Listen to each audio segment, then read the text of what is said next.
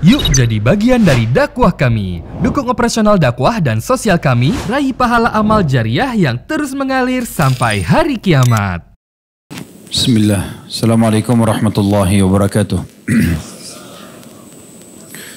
Alhamdulillah. Segala puji dan puja kehadirat Allah subhanahu wa ta'ala. Juga selanjutnya kita panjatkan salawat dan taslim kepada utusan Allah Nabi besar Muhammad sallallahu alaihi wa ala alihi wa sahbihi wasallam, sebagaimana Allah telah memerintahkan kita untuk mengucapkannya. Saudaraku seiman, memang waktu orang-orang beriman di muka bumi ini harus berisi dengan hal-hal yang bermanfaat. Dan yang bermanfaat ini maksudnya bermanfaat di dalam pandangan agama Allah subhanahu wa ta'ala.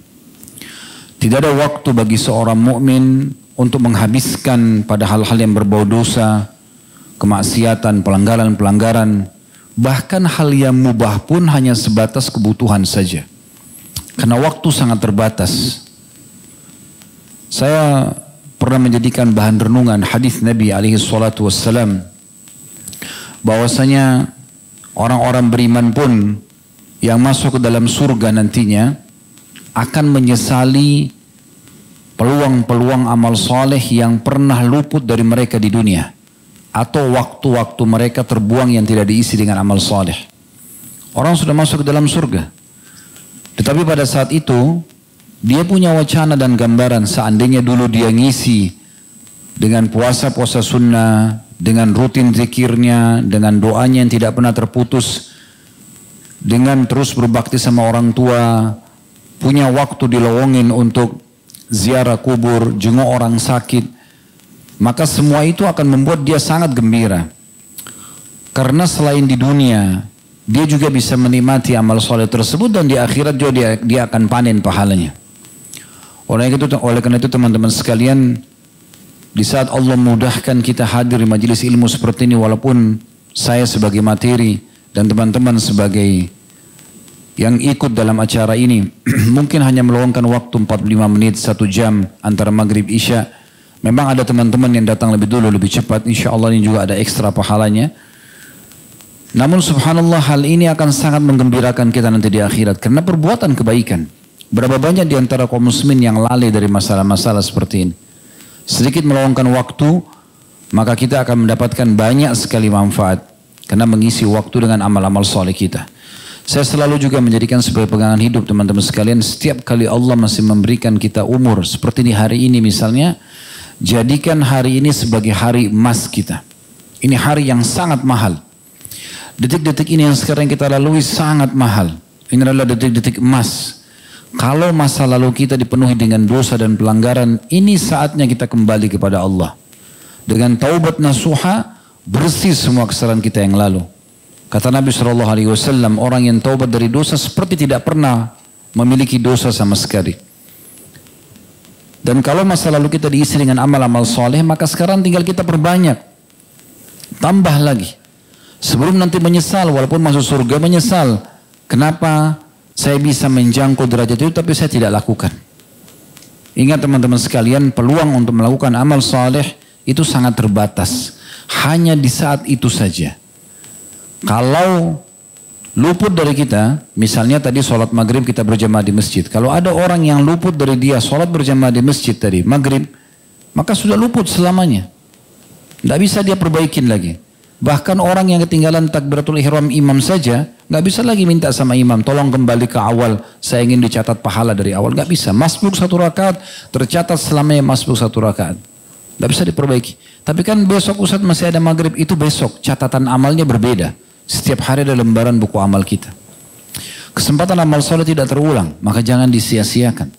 Kalau dosa masih bisa kita taubat, tapi amal soleh ini luar biasa. Sekali luput selamanya. Oleh karena itu peluang majelis ilmu, ibadah, sholat, puasa, zikir, berdoa, apa saja. Selamatkan diri antum segera. Perbanyak amal soleh. Dan tutup kekurangan-kekurangan kita yang lalu dengan sekarang. Ke depan, selama Allah kasih umur segera isi. Jangan terus dalam kelalaian. Ya.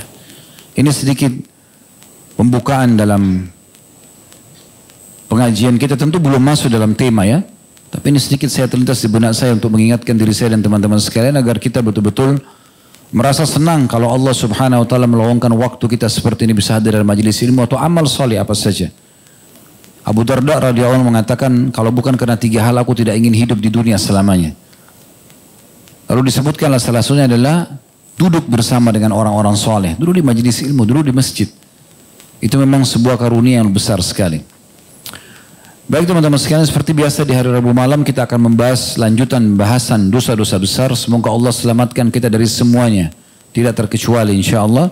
Semoga sisa umur ini semua berisi dengan ketaatan, keimanan, dan jauh dari segala macam kemaksiatan, serta dimudahkan bertobat kalaupun masih ada dosa yang tersisa. Allahumma amin.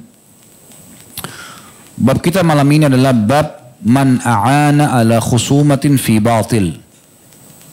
Barang siapa, atau bab tentang orang yang menolong pertengkaran dalam kebatilan atau tolong menolong dalam kebatilan. Seorang muslim harusnya memaksimalkan waktunya, tadi saya bilang, dengan amal saleh. Dan dalam Islam kita masih punya peluang teman-teman sekalian untuk menambah pahala yang kita dapatkan hanya dengan mengajak orang lain. Jadi antum hadir majelis ilmu seperti ini jangan datang sendirian. Ajak teman-teman, share di grup. Bukan cuma pengajian kita, pengajian siapa saja yang kira-kira antum merasa orangnya kompeten di bidangnya, bisa menambah keimanan, benar dalilnya, datangi. Ajak orang lain, sebarluaskan beritanya. Dari mana kita tahu? Subhanallah, dari 2-3 orang teman kita yang datang ternyata dia lebih kuat imannya, setelah itu lebih bagus ibadahnya, kita panen pahalanya karena menunjukkan pada kebaikan. Begitu juga sebaliknya, orang-orang yang berusaha untuk melakukan kebatilan, dia berzina, dia berjudi, dia berbohong, dia menipu, dosa. Tapi ada orang subhanallah dia ekstrakan dosanya. Tadi kan kita bisa dapat ekstra pahala. Bagaimana caranya? Dia ajak orang untuk berbuat kebatilan itu. Dia berzina nggak cukup sendiri, ajak teman-temannya semua. Bahkan lebih parah, kadang-kadang dia traktir temannya, traktir mabuk, traktir maksiat kepada Allah subhanahu wa ta'ala. Ini luar biasa ini. Sudah dosa dia, dosa lagi dipanen dari orang-orang yang melakukan perbuatan tersebut. Berapa banyak orang teman-teman sekalian, dia cuma menceritakan tentang lezatnya zinanya pada teman-temannya, lalu teman-temannya buat zina. Dia sudah taubat, temannya masih melakukan perbuatan zina. Dan masih berjalan itu. Karena dia menjadi penyebab. Sampai dia mengingatkan temannya, saya dulu ingatkan kamu buat zina, sekarang saya sudah tobat ya, saya berlepas diri. Karena dia menjadi pencontoh dalam keburukan, gitu kan. Maka berapa banyak orang seperti itu. Ada orang lebih parah lagi. Habis hartanya, buat diskotik, buat tempat-tempat perzinahan, merasa tenang dengan kemaksiatan itu. Ini semua adalah dosa dan penyesalan yang sangat berat nanti pada hari kiamat. Di sini Syekh Muhammad rahimahullah mengangkat dalil pertama tentang masalah tolong menolong dalam kebatilan ini, dan bahaya serta efeknya luar biasa karena semua orang yang mengikuti dia akan dia panen dosanya. Surah Al-Maidah surah nomor 2 ayat yang paling masyhur tentang masalah perintah untuk berta'awun atau bekerja sama dalam kebaikan dan ketakwaan, dan larangan untuk bekerja sama dalam dosa dan kemaksiatan. Potongan ayat tentunya ya. Di Al-Maidah ayat 2 ini adalah potongan ayat akhir sebelum akhir ayat 2. Karena ayat 2 cukup panjang. Wa ta'awanu 'alal birri wat taqwa wa la ta'awanu 'alal itsmi wal 'udwani wattaqullaha innallaha syadidul iqab. Artinya, dan tolong menolonglah kalian dalam mengerjakan kebajikan dan takwa. Dan janganlah saling tolong menolong dalam berbuat dosa dan pelanggaran-pelanggaran. Dan bertakwalah kepada Allah, artinya takutlah kepada Allah, sungguhnya Allah amat berat siksanya. Jangan nanti siksaan sudah datang baru nyesal. Di sini kita lihat bagaimana para ulama menjelaskan makna ayat ini. Ibnu Qayyim rahimahullah memberikan penjelasan tentang makna al-birr. Wa ta'awanu 'alal birri wat taqwa, saling tolong menolonglah dalam al-birr, kebajikan. Beliau mengatakan al-birr adalah satu kata bagi seluruh jenis kebajikan dan kesempurnaan yang dituntut dari seorang hamba.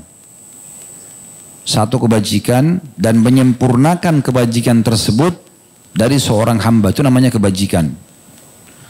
Dan lawannya adalah dosa, pelanggaran. Dan dosa adalah satu ungkapan yang mencakup segala bentuk kejelekan dan pelanggaran-pelanggaran agama yang menjadikan hamba tersebut sangat dicela apabila melakukannya. Jadi beliau memberikan definisi tentang makna albir. Karena Allah mengatakan wa ta'awanu 'alal bir. Saling mendukunglah dalam kebajikan. Apa kebajikan itu?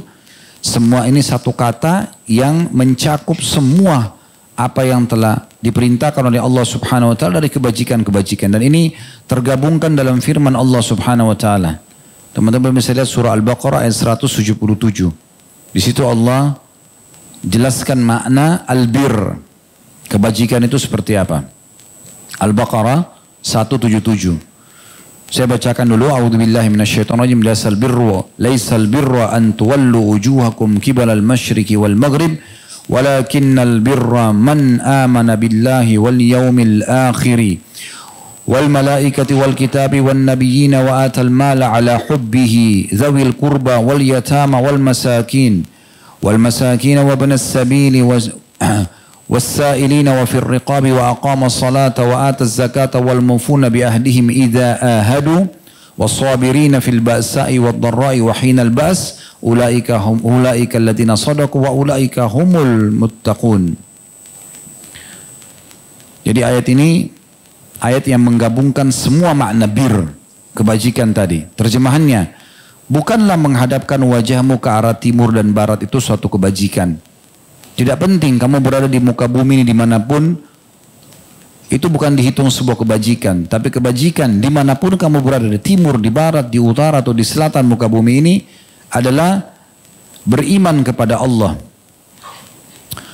Hari kemudian, malaikat-malaikat, kitab-kitab, nabi-nabi, dan kesempurnaan iman itu semua diikuti dengan memberikan harta yang dicintai kepada kerabat, harta yang disukai, makanan yang disukai, pakaian yang disukai, ya, kendaraan yang disukai, diberikan kepada kerabat, anak-anak yatim, orang-orang miskin, para musafir yang memerlukan pertolongan, dan orang-orang yang meminta-minta atau mengemis. Juga memerdekakan hamba sahaya. Lalu penyempurnanya juga adalah dengan mendirikan sholat, menunaikan zakat, dan orang-orang yang suka menepati janji apabila ia berjanji. Dan orang-orang yang sabar dalam kesempitan, penderitaan, dan dalam peperangan. Mereka itulah orang-orang yang benar keimanannya, dan mereka itulah orang-orang yang bertakwa. Jadi dari ayat ini kita ambil sebuah kesimpulan bahwasanya kebajikan itu, albir itu masuk dalam semua perbuatan yang Allah Subhanahu wa taala perintahkan, baik wajib ataupun sunnah, dimaknakan dengan bir. Lalu Allah mengatakan wattaqwa wa ta'awanu 'alal birri wattaqwa.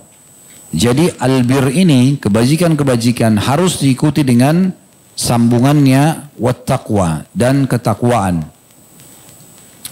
Takwa ini ada satu penyampaian yang menarik dari seorang ulama tabi'in yang bernama Talq ibn Habib rahimahullah. Beliau mengatakan, apabila terjadi fitnah, terjadi permasalahan dalam hidupmu, terjadi kecamuk, banyak sekali dosa di sana sini, maka bekali dirimu dengan, bendunglah semua itu dengan ketakwaan. Maka sebagian orang bertanya kepada beliau, apa itu takwa? Mungkin orang sering dengar, tapi banyak orang yang tidak memahami maknanya. Maka beliau mengatakan, takwa adalah engkau melakukan ketaatan kepada Allah Azza wa Jal dengan dasar cahaya dari Allah Azza wa Jal dan mengharapkan pahalanya. Engkau melakukan ketaatan kepada Allah Azza wa Jal, ya, dengan dasar cahaya dari Allah Azza wa Jal dan mengharapkan pahalanya.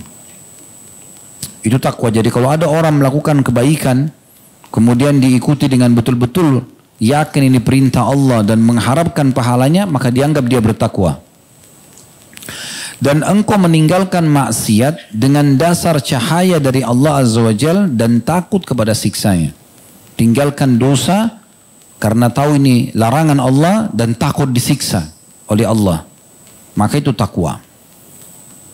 Dan Ibnu Qayyim memuji definisinya sambil mengatakan, ini merupakan definisi yang paling bagus dalam masalah takwa. Baik itu yang Allah perintahkan kita. Saling bekerja sama, saling tolong menolong dalam semua jenis kebaikan, yaitu apapun yang Allah perintahkan, wajib ataupun sunnah. Kemudian diikuti dengan ketakwaan, dikerjakan karena Allah perintahkan dan juga berharap pahalanya. Jadi jangan sampai kita mengerjakan ibadah tanpa berharap pahalanya. Kita memang berharap sholat malam agar doa kita diijabah, ya, agar kita ditolong dari permasalahan yang sedang kita hadapi. Karena memang Nabi SAW janjikan seperti itu. Kalau tertinggal sepertiga malam, Allah turun ke langit bumi. Lalu kemudian menanyakan, adakah yang mohon ampun, saya maafkan. Adakah yang minta tolong, saya tolong. Adakah yang punya hajat, saya penuhi. Jadi kalau orang sholat malam kena mengejar apa yang Nabi SAW sampaikan, itu berarti dia bertakwa. Boleh nggak saya bersedekah supaya harta saya lebih banyak? Emang begitu. Emang tujuan sedekah untuk menambah harta kita. Itu investasi kepada Allah Subhanahu wa Ta'ala. Sebagaimana manusia banyak yang tidak faham masalah ini, investasinya pada manusia. Kalau di jalan Allah SWT, investasi yang paling baik, cari tetangga-tetangga kita orang miskin, cari orang susah, kasih mereka. Karena Allah SWT itu investasi sama, Allah akan balas kita. Jadi seperti itu gambarannya masalah kebajikan dan diikuti dengan ketakwaan. Ya. Jadi kalau ada orang justru sebaliknya, dia berbuat kebajikan-kebajikan, tapi tidak diikuti dengan ketakwaan, tidak berharap pahala, tidak yakin ini apakah Allah perintahkan itu. Yang penting saya karena suka aja, maka tidak ada manfaatnya buat dia. Masih ingat kisah Kazman, seorang yang mengaku Muslim dari kalangan Ansar di Madinah, sukunya orang mulia dan golongan Ansar yang dipuji dalam Al-Quran.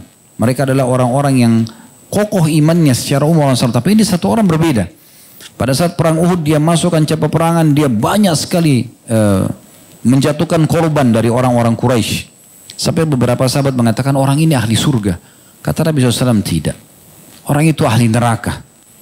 Karena penasaran beberapa sahabat ikutin. Kok bisa orang ini dikatakan ahli neraka?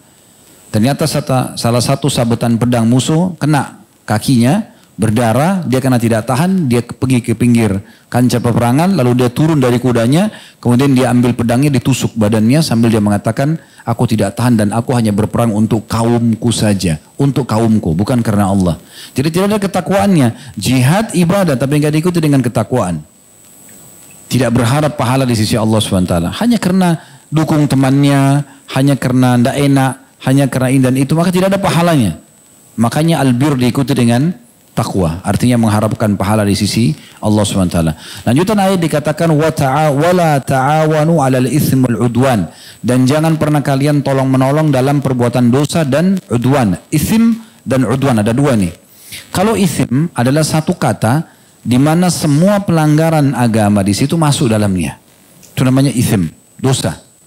Zina, judi, ya, menipu dan seterusnya. Kalau udwan ini melampaui batas. Melampaui batas. Tadi saya kasih contoh melampaui batas itu dia zina, dia ajak orang lain juga zina. Ini melampaui batas. Harusnya dia sendiri aja yang buat, tapi nggak ajak orang lain. Buat tempat perzinahannya. Ini melampaui batas. Namanya udwan. Allah larang dua-duanya. Tidak boleh melakukan itsm, perbuatan dosa. Dia kerjakan individu atau udwan, melampaui batas. Dia libatkan orang lain juga. Ini Allah ingatkan dua-duanya. Subhanallah. Sebagian ulama mengatakan dua hal ini selalu bersamaan. Setiap orang buat dosa, syaitan akan bisikin dia untuk udwan, untuk ajak orang lain. Makanya orang kalau sudah berzina, ada motivasi besar dalam dirinya untuk ceritain ke teman-temannya.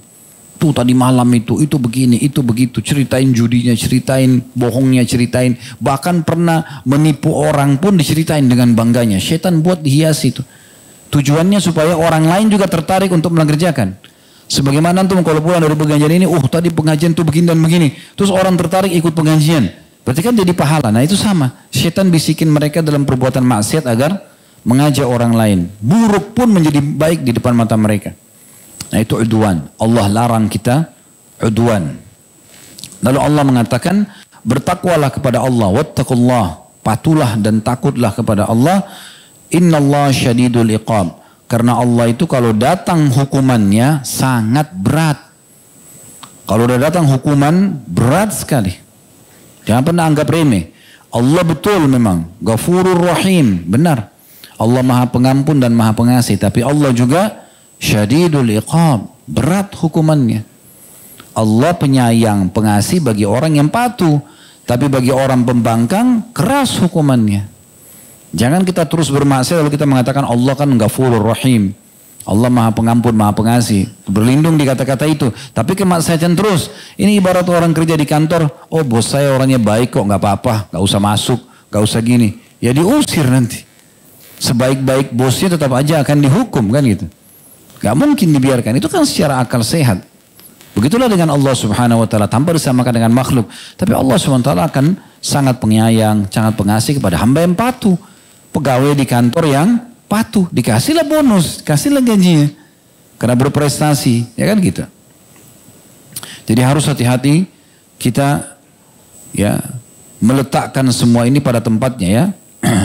Jangan sampai malah kita salah meletakkan. Dengan maksiat kita mengatakan Allah Maha Pengasih dan Maha Penyayang. Tapi lupa kalau Allah sangat keras siksaannya. Dalil kedua diangkat oleh beliau dalam masalah ini adalah surah An-Nisa ayat 85.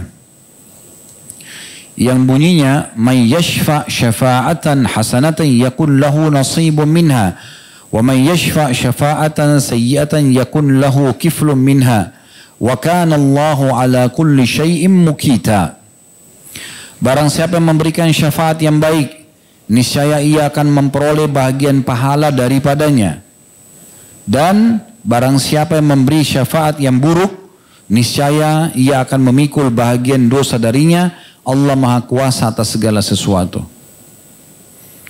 Makna ayat ini, syafaat artinya pertolongan, dukungan.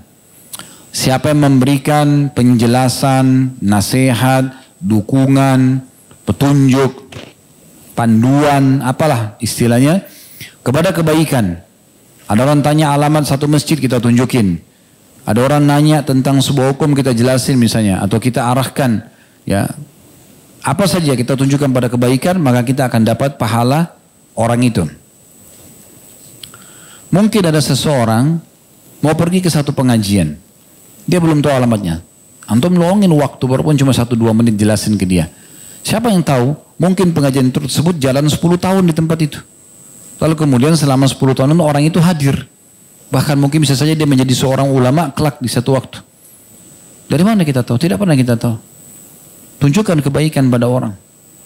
Allah pastikan dalam ayat ini siapa yang memberikan syafaat yang baik, petunjuk, panduan, nasihat, ya, yang baik, maka ia akan memperoleh bagian pahala daripadanya. 2 pahala di sini. Pahala perbuatan nasihat baiknya, petunjuk baiknya, plus lagi pahala ekstra kalau orang itu mengikuti dan mengerjakan kebaikan yang sudah dia pandu. Jadi ini saya bilang tadi teman-teman sekalian, hadir pengajian begini, sebarluaskan, ajak semaksimal. Kalau perlu antum di sini saatnya antum bersaing. Bersaing memenuhkan masjid, saya ngajak orang ini. Antara antum sama Allah, bukan antum pamer sama orang, tidak boleh riak. Tapi, oh masjid Blok M masih banyak kosong, masih ada tempat. Kayak saya ajak teman-teman saya. Minggu lalu saya cuma ajak 2, minggu depan saya akan ajak 10, ajak 20, ajak 30. Ada saya tahu beberapa orang ikhwah Masya Allah sampai dikasih transport ke teman-temannya, dibayarin untuk supaya datang. Dia berkorban panggilan dia dengan hartanya sekalian. Itu luar biasa. Ya. Jadi ini pahala yang besar. Orang duduk 1 jam begini mendengarkan ceramah, malaikat turun membawa rahmat. Ya. Kita dibangga-banggakan di depan Allah, di depan para malaikat oleh Allah Subhanahu wa taala karena kita sedang menyebut nama Allah, mempelajari ayat-ayat Allah, mempelajari hadits Nabi SAW. Kesempatan emas ini, aja. Bukan cuma di sini, pengajian mana saja. Ada kesempatan hari Sabtu, hari Ahad, ajak teman-teman. Ya, ada Masya Allah yang menyiapkan kendaraannya untuk mengajak teman-temannya. Banyak, jadi bukan cuma minimal share. Ini nggak ada modalnya nih, kecuali cuma modal paket saja. Ya. Ambil flyernya, share di grup. Masalah orang dengar nggak dengar itu bukan urusan kita. Hidayah di tangan Allah. Ya. Nggak usah peduli dengan masalah itu. Tapi kita kan tidak pernah tahu. Bahkan kadang-kadang kalau kita share mungkin bagi kita orang itu sudah tahu. Tidak ada masalah. Mungkin mengingatkan dia. Saya pernah share sebuah hadis ke beberapa teman-teman asatidzah. Subhanallah, ada satu ustaz, seminggu kemudian dia bilang sama saya, ketemu dia bilang, Ustaz jazakallah khair, minggu lalu kirimkan saya hadis. Hadis itu umum. Siapa yang akhir kalimatnya la ilaha illallah masuk surga. Saya lihat hadis umum, orang semua tahu. Tapi saya share aja. Subhanallah, dia bilang, waktu masuk WA antum itu, saya kebetulan buka WA itu dan abah ana lagi sakarat. Nggak terfikir untuk talqin la ilaha illallah. Padahal seorang ustaz. Dia bilang saya, akhirnya lihat hadis itu langsung saya sebutkan la ilaha illallah. Pandu dia sampai akhirnya selesai dia meninggal dunia. Dia bilang jazakallah khair. Ini ustaz, dia lupa itu. Dalam kondisi seperti itu mungkin genting, orang lupa. Tapi Allah ingin libatkan kita pahala hanya dengan share. Subhanallah, akhir kalimatnya diucapkan la ilaha illallah ayahnya. Itu kan. Jangan pernah anggap remeh. Makanya kata Nabi SAW, la tahkiranna minal ma'rufi syai'a. Jangan pelit-pelit dengan satu kebaikan. Walau antalqa akhaka bi wajhin talq. Walaupun kau bertemu dengan saudaramu hanya dengan wajah berseri-seri. Kalau tidak bisa buat apa-apa, senyum aja. Ya. Kemudian selanjutnya, dan siapa yang memberi syafaat yang buruk, mendukung dalam keburukan, maka dia pasti akan mendapatkan dosa. Dia dosa juga orang-orang yang dia ajak.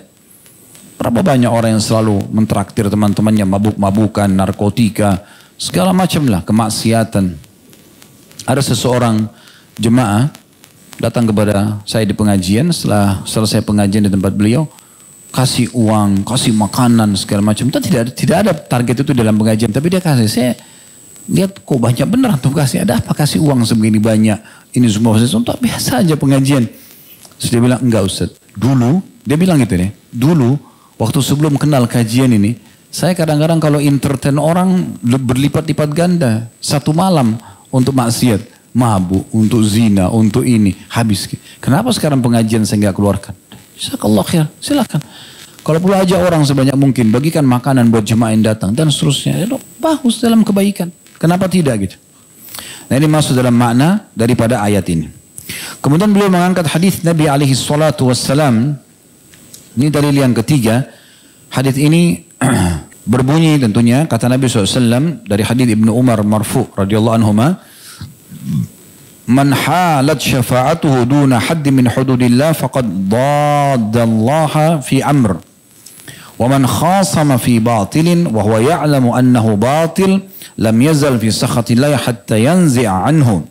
Wa man qala fi mu'minin ma laysa fihi habisa biradghatil khabal hatta yakhruja min maqal. Terjemahannya, barang siapa yang memberikan syafaat, barang siapa yang dengan syafaatnya, rekomendasinya dia, menghalangi salah satu hukum had Allah. Orang tidak jadi dihukum karena rekomendasi dia. Padahal orang itu jelas-jelas melakukan pelanggaran, maksiat. Sungguh dia telah menentang Allah dalam perintahnya. Itu peringatan pertama dalam hadis, nanti kita jelaskan insyaAllah. Peringatan kedua, barang siapa yang mendebat seseorang dalam kebatilan. Padahal dia mengetahui bahwa hal itu kebatilan, maka dia terus-menerus berada dalam kemurkaan Allah sampai berhenti darinya. Ada orang jelas menyampaikan sesuatu yang benar, tapi dia sengaja bantah, dia bertengkar sama orang tersebut, padahal dia batil. Dia hanya ingin memberhentikan kebenaran tersebut, maka dia terus berada dalam kemurkaan Allah sampai dia berhenti. Peringatan kedua. Peringatan yang ketiga, barang siapa yang mengatakan pada seorang mukmin perkara yang tidak ada padanya, fitnah, dia akan ditahan di lumpur yang bercampur dengan perasan kotoran penduduk neraka sampai dia keluar dari yang dia katakan dengan bertaubat dan minta penghalalan dari orang yang dibicarakan. Jadi 3 peringatan dalam hadis ini. Lalu kemudian beliau angkat yang keempat, masih bersambung dalilnya, kita jelaskan sekaligus insyaallah. Dalam satu riwayat, man a'ana ala khusumatin bi dhulmin faqad ba'a bi ghadabin min Allah azza wajalla. Faqad ba'a bi ghadabin min Allah azza wajalla. Rawahu Abu Dawud bi sanadin sahih. Dan barang siapa yang membantu permusuhan dengan sebuah kezaliman, maka dia telah mendapat kemurkaan dari Allah Subhanahu wa taala, atau Allah azza wajalla. Baik. Hadis ini terdiri dari 3 buah peringatan tegas dari Nabi sallallahu alaihi wasallam. Yang pertama, tentang orang yang sengaja membela orang lain yang harusnya kena hadnya Allah. Had dan jamak mufrad daripada hudud. Jadi pelanggaran-pelanggaran agama yang harus kena hukuman fisik. Kayak pezina dicambuk, ya, pencuri dipotong tangannya. Nah itu tidak boleh ditolong.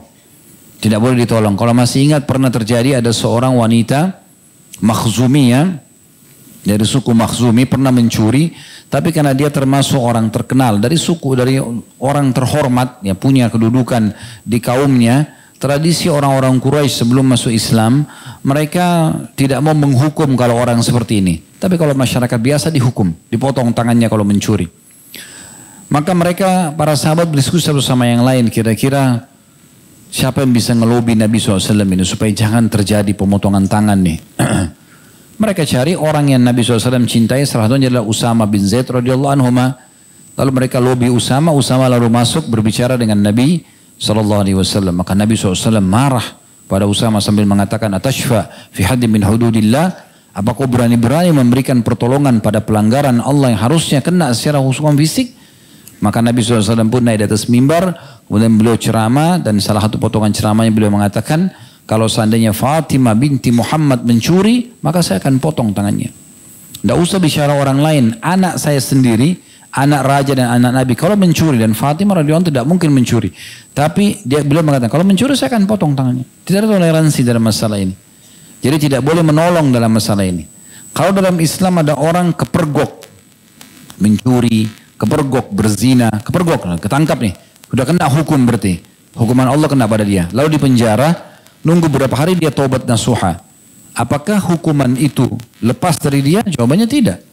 Taubatnya diterima sama Allah, tapi hukuman itu tidak bisa lepas karena dia kepergok. Ya. Kecuali pemilik hak, misalnya dia mencuri harta orang pemilik hak memaafkan, itu lain. Kemudian yang kedua peringatan Nabi SAW adalah dan siapa yang bertengkar atau mendebat seseorang dalam kebatilan. Ada orang sudah benar, tapi sengaja dia datang untuk mendebati orang tersebut untuk menunjukkan kalau dia hebat, sengaja supaya orang itu malah terpojok, sengaja supaya orang yang benar ini dipenjara, ya, dihukum atau apalah, maka dia akan terus berada di atas murka Allah Subhanahu wa taala. Ini banyak sekali contoh-contohnya ya. Ini hati-hati teman-teman pengacara ya. Kadang-kadang membela yang batil ya. Sudah jelas-jelas sebenarnya rival daripada ya orang yang sedang dia bela ini benar, tapi dia sengaja bela. Yang penting dia dapat duit. Ini bahaya sekali. Ya, jadi harus hati-hati ini. Beberapa teman-teman pengacara pernah bicara sama saya, itu gimana Ustaz? Tidak bisa, antum kalau berprofesi ini, antum harus betul-betul berada di posisi benar, yang benar antum bela. Tidak usah pikirin masalah uangnya, jangan jadikan sebagai sumber uang, daripada nanti antum dihukum. Ya. Karena Allah SWT tidak akan memberkahi uang yang didapatkan dari hasil haram seperti ini. Jelas-jelas antum tahu sebenarnya rival yang antum sedang bela ini, lawannya dia benar. Ini batil, tapi antum buat rekayasa supaya dia yang menang. Ini tidak boleh. Ini berada di atas murka Allah sampai dia berhenti, kata Allah, kata Nabi SAW. Terus selanjutnya yang ketiga dikatakan, dan siapa yang sengaja menjerumuskan seorang mukmin dalam fitnah, mencari-cari kesalahannya, ya, maka dia akan dimasukkan dalam lumpur dari kotoran penghuni neraka. Kalau dia meninggal nanti akan masuk di situ sampai dia bertobat dengan meminta keridhaan, minta keridhaan. Baik teman-teman sekalian, masih ada lanjutan bahasan tentunya ya. Jadi penolong kebatilan ini yang merupakan judul kita, ya kan? Apapun kebatilan tadi sudah kita jelaskan, dia memiliki banyak sekali dosa. Saya coba susun sambil merenungi kira-kira dosa apa aja sih didapat sama orang kalau menolong kebatilan, ya. Ternyata yang pertama, dia melanggar larangan Allah Subhanahu wa taala. Itu sudah dosa sendiri. Allah kan dan Rasulnya melarang kita menolong keburukan, maka sudah dosa sendiri. Yang kedua, ini yang luar biasa, mendukung kezaliman. Orang yang dia dukung, kalau ini salah, berarti dia buat kezaliman. Ada banyak dalil tentang masalah larangan untuk mendukung kezaliman ya. Kemudian dia mendukung kezaliman. Yang ketiga, dia berbuat kezaliman sendiri. Jadi dia dukung orang yang sedang dia bantu tuh buat zalim, dia pun juga terjerumus dalam dosa kezaliman. Ini dosa sendiri ya. Mendukung orang berbuat zalim dosa, dia sendiri juga melakukan kezaliman itu dosa. Yang keempat, menghalalkan harta haram. Sekarang kalau dia dukung seseorang, batil. Bukan pemilik tanah itu, bukan pemilik warisan itu misalnya. Bukan pemilik jabatan itu, tapi dia dukung supaya bisa dapat. Sehingga orang lain yang berhak tidak mendapatkan. Ini berarti menghalalkan harta haram. Dia dibayar dari uang haram, orang yang dia dukung juga dapat bukan haknya, itu juga harta haram. Itu dosa sendiri lagi. Yang kelima, manipulasi dan menipu. Orang buat kezaliman ini manipulasi, menipu. Pasti dia akan buat data-data palsu supaya memenangkan rivalnya, gitu kan? Dukungan dia. Yang keenam, dia berbohong. Dosa lagi sendiri. Yang ketujuh, sogok menyogok. Sangat terbuka pintu sogok menyogok dalam masalah begini. Dukungan. Ya. Ada orang bahkan sengaja menjual jasanya hanya untuk ya, mendapatkan uang sogokan. Dibayar untuk itu. Nah ini semua tumpukan-tumpukan dosa yang luar biasa. Sebagai penutup teman-teman sekalian, renungi baik-baik dalil-dalil ini ya. Hati-hati sekali dengan masalah kezaliman ini. Allah subhanahu wa ta'ala ya, melarang kita berbuat zalim karena terlalu banyak dalil dalam masalah itu. Allah akan melaknat semua orang berbuat zalim. Berarti orang yang mendukung kebatilan dia buat zalim tadi. Kemudian dia juga berikan kezaliman, kesempatan orang yang sedang didukung untuk buat kezaliman. Allah mengatakan ala la'natullahi ala zalimin dalam surah Hud ya, ayat 18. Ketahuilah bahwasanya laknat Allah, diangkatnya keberkahan hidup akan selalu menimpa orang-orang zalim. Berarti yang mendukung kebatilan akan dapat ini. Kemudian juga dalam surah Hud, wa kadzalika ayat 102, wa kadzalika akhdhu rabbika idza akhadha al-qura wa hiya zalima inna akhdahu alimun syadid. Begitulah azab Tuhanmu sangat pedih apabila dia mengazab penduduk negeri-negeri yang berbuat zalim. Ketahuilah sesungguhnya azabnya Allah kalau datang kepada orang-orang zalim sangat pedih lagi keras. Surah Hud 2 ayat tadi itu ya. Jadi yang pertama tadi kena laknat ayat 18, yang diancam dengan hukuman siksaan yang berat 102. Kemudian dalam surah Saba ayat 40 Allah SWT juga berfirman, yaqulul ladzina zalamu dzuqu naqulu lil ladzina zalamu dzuqu adzaban nari allati kuntum biha tukadzibun. Kami akan katakan nanti pada hari kiamat pada orang-orang zalim, rasakanlah panasnya api neraka ini ya karena dahulu kamu dusta atau kamu dustakan itu. Itu luar biasa itu. Kemudian juga dipastikan dalam surah Al-An'am ayat 21, orang-orang zalim tidak akan menang. Kalau dia menang sekarang di atas kertas, maka dia akan pasti terkalahkan satu waktu. Sebagaimana Allah mengatakan innahu la yuflihul zalimun. Orang-orang zalim tidak akan pernah mendapatkan keberuntungan. Kita tutup dengan beberapa hadis Nabi SAW. Hadis riwayat Muslim, kata Nabi SAW, Allah berfirman, qala Allah Ta'ala, qala Allah tabaraka wa ta'ala, ya ibadi inni haramtu dhulma ala nafsi wa ja'altu bainakum muharraman fala tadzalamu. Wahai hamba-hambaku, aku telah jadikan kezaliman itu haram untukku, kata Allah. Dan aku jadikan haram di antara kalian, maka jangan kalian saling menzalimi. Hadis riwayat Muslim sekali lagi. Juga hadis riwayat Muslim yang lain, kata Bukhari Muslim, kata Nabi SAW, ittaqul zulm, jauhi sejauh-jauhnya kezaliman itu. Fa inna dzulma dzulumatun yaumil qiyamah, karena dia akan menjadi kegelapan yang sangat menakutkan pada hari kiamat. Hadis yang lain riwayat Muslim, kata Nabi SAW, al-muslim akhul muslim la yadhlimuhu wa la yaslim wa la yaslimuhu ya. Al-muslim akhul muslim la yadhlimuhu, itu saksi bahasannya. Seorang muslim adalah saudara muslim yang lain, tidak boleh dia menzaliminya. Juga hadis Nabi SAW tentang masalah orang-orang yang merugi nanti hari kiamat. Di dalam hadis riwayat Bukhari, man kana lahu madlamatun li akhihi min 'irdihi. Ini sebagai penutup ya. Siapapun yang pernah berbuat aniaya atau zalim terhadap kehormatan saudaranya, pernah ghibah, pernah fitnah kehormatan saudaranya, au syai'un, atau apapun selain daripada kehormatan itu, falyatahallaluhu minhul yaum, maka segera dia minta kehalalannya hari ini semasa hidup. Qabla alla yakuna dinaran wala dirham, sebelum datang hari tidak ada manfaatnya lagi dinar dan dirham. In kana lahu amalun salih, kalau dia punya amal saleh nanti hari kiamat, ukhidha min, akan dipakai sebagai bayarannya, biqadri madzlamatihi, sesuai dengan besarnya kezaliman dia. Wa in lam takun lahu hasanat, Kalau dia tidak punya cukup pahala untuk dipakai bayar, ukhidha min sayyiatihim au ukhidha min sayyiati sahibihi fahummila alaih. Maka akan diambil dari dosa-dosa orang yang sedang dia zalimi itu dan akan ditimpakan kepada dia. Ini hadis Bukhari Muslim. Dan terlalu banyak hadis tentang masalah ini, terlalu banyak. Tapi yang jelas mendukung pada kebatilan adalah kezaliman yang akan banyak sekali masalahnya nanti di akhirat. Allahu alam. Subhanakallahumma bihamdika asyhadu an la ilaha illa anta astaghfiruka wa atubu ilaik. Wassalamualaikum warahmatullahi wabarakatuh.